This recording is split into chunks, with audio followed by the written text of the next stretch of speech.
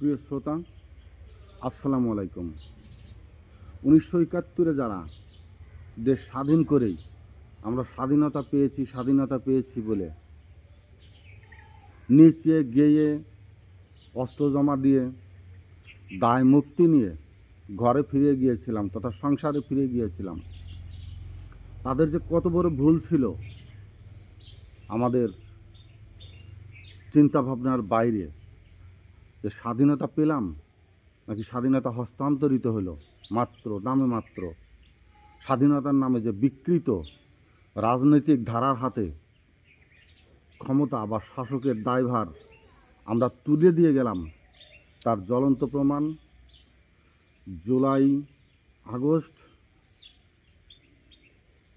ইতিহাসের এক নূতন অধ্যায়। এবং তাদেরকে চোখে আঙুল দিয়ে বুঝিয়ে দিয়ে গেল যে সব কিছু শেষ হওয়ার পরেই শেষ হয় না যতক্ষণ না পর্যন্ত মূল অভীষ্ট লক্ষ্যে পৌঁছানো যায়। তাদের জন্য আজকের আমার এই ভিডিও। আসুন আমরা উল্লাস করি, আমরা আবার নেচে গেয়ে আনন্দ উৎসব করি। কেন? 5ই আগস্টের সফলতা তো আছেই, কিন্তু এর মধ্যে নিহিত আছে এক চরম সত্য বাস্তবতা।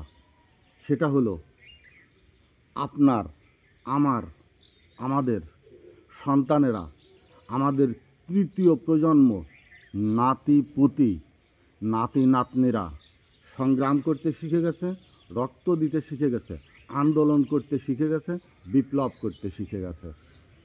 অর্থাৎ আমরা যেটা পারিনি তারা সেটা আদায় করে নিতে রাজপথে দাঁড়িয়ে কিভাবে যুদ্ধকে পরাভূত করে অস্ত্রধারী একটি দেশের সম্পূর্ণ শক্তির বিরুদ্ধে জনতার বিজয় কিভাবে ছিনিয়ে আনতে হয়, 5ই আগস্ট তার জলজান্ত উদাহরণ। আপনারা একটু লক্ষ্য করুন আমার সাথে আপনাদের চিন্তাভাবনা মেলে কিনা। এখানে কোনো রাজনৈতিক নেতার সন্তান কি ছিল? কোনো এমপি মন্ত্রী? না। কোনো সচিবের সন্তান? সমস্ত বিসিএস ক্যাডার যারা উচ্চ মর্গে আছে তাদের কোনো সন্তান পাওয়া গেছে এই আহত বা শহীদের ভিতরে? না। উচ্চ মর্গের বা ধনিক শ্রেণীর কোনো মানুষ এই বিপ্লবে নেমে আসেনি। এর থেকে জলজান্ত প্রমাণটা কোথায়? তাহলে মূল শক্তি কোথায়? রাজারবাগ পুলিশ লাইনে? দেশের 64টি জেলায় যত থানা, যত পুলিশ লাইন আছে সেখানে মূল শক্তি? এমপি হোস্টেলে আছে মূল শক্তি? সংসদ ভবনে কি আছে মূল শক্তি? সচিবালয়ে কি আছে মূল শক্তি? কোনো মন্ত্রণালয়ে কি আছে মূল শক্তি? ক্যান্টনমেন্টে কি আছে মূল শক্তি? না। তাহলে মূল শক্তি কোথায়? আসুন আমরা খুঁজে দেখার চেষ্টা করি মূল শক্তি কোথায় অন্তর্নিহিত, কোথায় ঘুমন্ত অবস্থায় থাকে, তারা কখন কোন প্রয়োজনে জেগে ওঠে, তারা কারা। মূল শক্তি হচ্ছে তারা যে কঠিন রৌদ্রে হেলান দিয়ে মাটিকে কর্ষণ করে খাদ্য উৎপাদন করে খনিজ পদার্থের মতো বাংলার কৃষকের সন্তানেরা। মূল শক্তি কোথায়? কুলি মজুর, দিনমজুর, শ্রমিক, ইটভাটার মজুর, ফেরিঘাটের মজুর, কুলি, এদের সন্তানদের ভিতরে। মূল শক্তি কোথায়? সেনাবাহিনীর নিম্ন স্তরের আদার র্যাঙ্কসের সন্তান, পুলিশের আদার র্যাঙ্কসের সন্তান, বিজিবির আদার র্যাঙ্কসের সন্তানেরা যেখানে আছে, যারা হাড় আর পাথরকে একই মাপে পরিমাপ করে, শক্তি নিহিত তাদের ভিতরে। যে প্যাডেল চালায় রিক্সা, প্যাডেল মেরে রিক্সা চালায়, ভ্যান চালায়, যে কুলি ট্রাক ভর্তি ভারী ভারী পাথর মাল ওঠানামা করায়, যে আনসার ভিডিপি রাত জেগে আপনার প্রতিষ্ঠান পাহারা দেয়, মূল শক্তি তাদের ভিতরে। মূল শক্তি সঞ্জীবিত আছে সকল কলেজগুলোতে, ইউনিভার্সিটিগুলোতে মূল শক্তি উৎস ঘুমন্ত অবস্থায় সিংহের মতো নির্লিপ্ত হয়ে আছে, যারা প্রয়োজনে বের হয়ে আসে গার্মেন্টস শ্রমিকদের ভিতরে। এটা কারা? একেবারেই বাংলাদেশের প্রান্তিক জনগোষ্ঠী, যারা অত্যাচারে নিপীড়নে নিপীড়িত হতে হতে মজলুমের থেকেও সর্বশেষ পর্যায়ে পৌঁছে গেছে। মূল শক্তি নিহিত তাদের ভিতরে। এখানে একটা জিনিস আপনারা লক্ষ্য করবেন, মানুষকে কথা বলার জায়গা দিতে হবে, কথা বলার স্পেস করে দিতে হবে, সে যেখানেই হোক।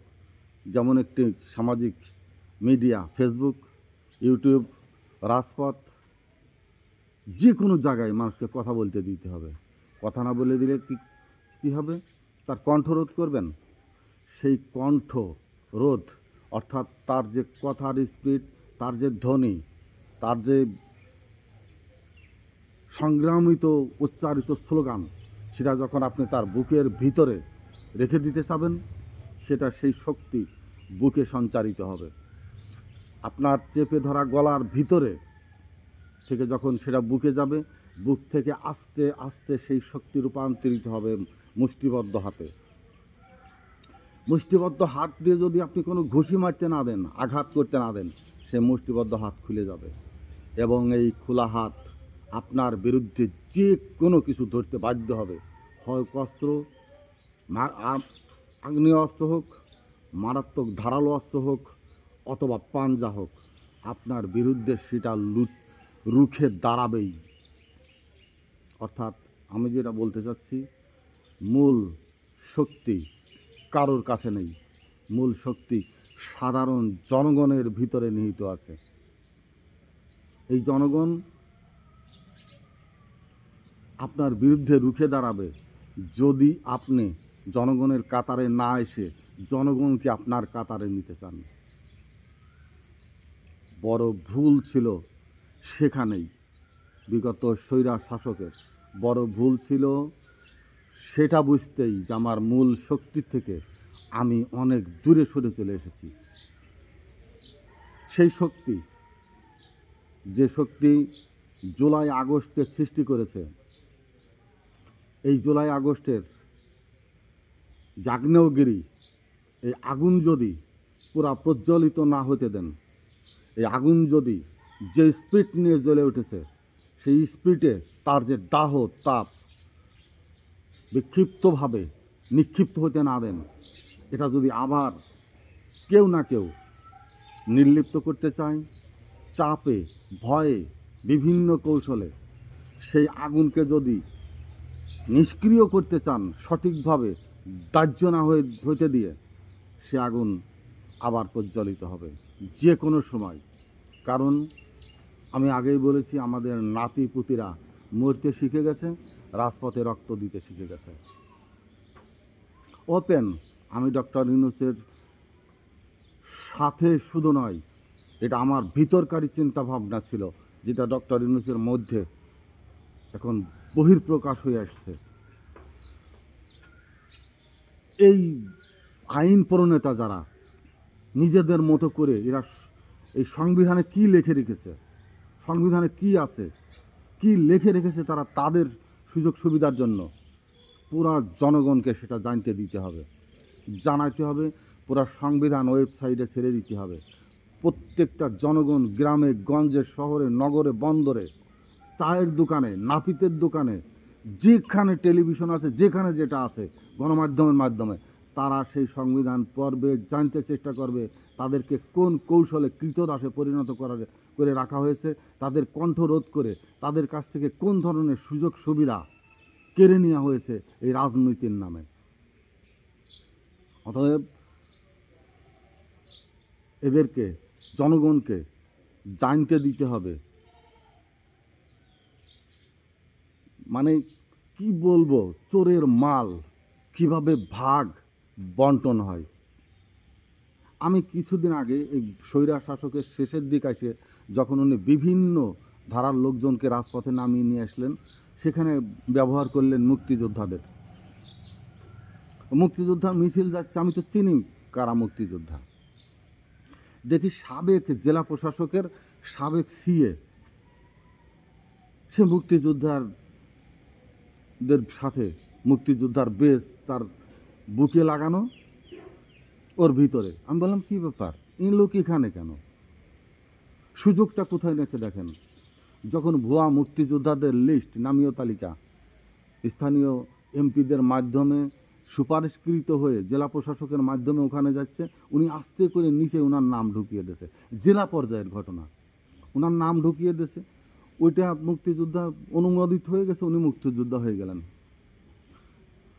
এর ভিতরে অনেক কিছু আছে। এই যে সংসদ ভবনে বসে যেসব আইন প্রণেতারা আইন তৈরি করেন, সুযোগ সুবিধার খাত তৈরি করে ওটাকে পাঠায় কোথায়? আইন মন্ত্রণালয়ের মাধ্যমে সংস্থাপন হয়ে আসে মন্ত্রিসভায়, আবার অনুমোদন, বিভিন্ন কূটকৌশল আছে না, যত টেবিল ঘরবে ওই সমস্ত টেবিলের যেসব আমলারা আছে তারা দেখবে যে হায় হায়, এ তো চুরির লুটের বড় মহরত শুরু হয়ে গেছে।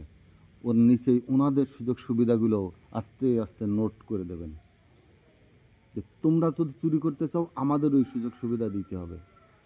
ভাগ বাটোয়ারার এই যে সুযোগ সুবিধাগুলো সংবিধানের ভিতরে ঢুকিয়ে লুকিয়ে রেখে জনগণকে সম্পূর্ণ আলাদা দিকে ঠেলে দিয়ে এই যে শ্রেণী বিভেদ, শ্রেণী বিন্যাস, শ্রেণী বৈষম্যের চরম শিখরে পৌঁছে গেছে রাজনীতিক এবং সাধারণ জনগণ। ৭২-এর সংবিধান না, যত ধরনের ৫ই আগস্টের আগের যত ধরনের সংবিধানের নিহিত অন্তর্নিহিত আইন, সুযোগ সুবিধা, ওয়েলফেয়ার পার্ট যেগুলা, বিশেষ করে মন্ত্রী এমপিদের, এগুলো জনসম্মুখে আনতে হবে, তাদের মুখোশ উন্মোচন করে দিতে হবে। সাধারণ মানুষ জানুক যে ভোটের নামে, সরকার নামে যে বলে গণতান্ত্রিক সরকার, গণতান্ত্রিক সরকার কি এর ব্যাখ্যা আমি আগেও দিয়েছি। গণতান্ত্রিক সরকার এই নয় যে কোটি কোটি টাকা খরচ করে দিয়ে নমিনেশন নিয়ে আসে এবং দলের একজনই দেবে, সে ছাড়া আর ভোট দেওয়ার কোনো জায়গা নেই। ওটা গণতান্ত্রিক পদ্ধতি নয়। গণতান্ত্রিক পদ্ধতি কেন্দ্র বলে কোনো কিছু থাকবে না।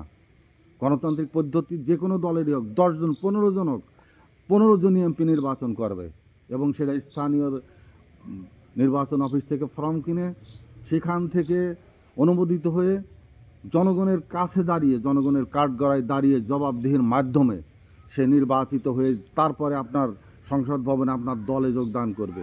সেটা হলো গণতন্ত্র। সেই গণতান্ত্রিক পদ্ধতিতে নির্বাচিত হতে হবে। আপনাদের দেওয়া নমিনেশন দিয়ে, মার্কা দিয়ে একজনকে পাঠিয়ে দেবেন, জনগণ তাকে নির্বাচিত করে দেবে। সেটা কোনো গণতান্ত্রিক পদ্ধতি নয়, সৌরা শাসক পদ্ধতি, সৌরতন্ত্রের পদ্ধতি। অতএব 5ই আগস্ট কে যারা হেলাফেলা করছে, 5ই আগস্ট 24, 5ই ফেব্রুয়ারি 25 স্মরণ রাখতে হবে। এই বুলডোজার চালায় কারা? সাধারণ শ্রমিকের ছেলেরা। এই হাতুড় শাবল চালায় কারা? সাধারণ প্রান্তিক, একেবারে ভূমিহীন আনসার, ভিডিপি, গ্রাম প্রতিরক্ষা বাহিনী, দিনমজুর, রাস্তায় যে মাটি কেটে রাস্তাকে সংস্কার করে, যারা রাজমিস্ত্রি, বিভিন্ন শ্রমিক লেভেলের মানুষের ভিতরে কিন্তু মূল শক্তি। আর এই মূল শক্তির মানুষগুলো বুঝতে শিখে গেছে, জানতে শিখে গেছে, তাদের অধিকার খোঁজার পথ তারা খুঁজছে। আমাদের অধিকার কোথায়? কে আমাদেরকে ঠকাচ্ছে? কে শাসকের নামে আমাদের সকল সম্পদ লুটে নিচ্ছে? কে আমাদের সন্তানদেরকে যুগ যুগ শত শত বৎসর ধরে কৃতদাস বানিয়ে ঋণের নামে, ঋণের দায়িত্ব আমাদের সন্তানদের ঘাড়ে চাপিয়ে তারা বিলাসবহুল জীবন যাপন করে যাচ্ছে। তাদের সন্তানদের অদূর ভবিষ্যৎ স্বর্ণের মুকুটে মুড়ে দিয়ে যাচ্ছে, আর আমাদের সন্তানদের দিনের পর দিন শ্রমিক থাকার সকল পাথেয় উপাত্ত তারা তৈরি করে দিয়ে যাচ্ছে।